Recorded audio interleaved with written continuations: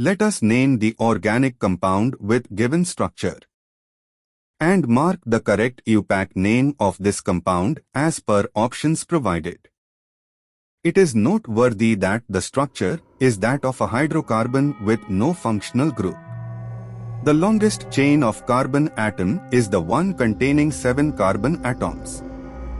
The carbon atoms are numbered in a chain consisting of maximum number of substituents as is being shown here.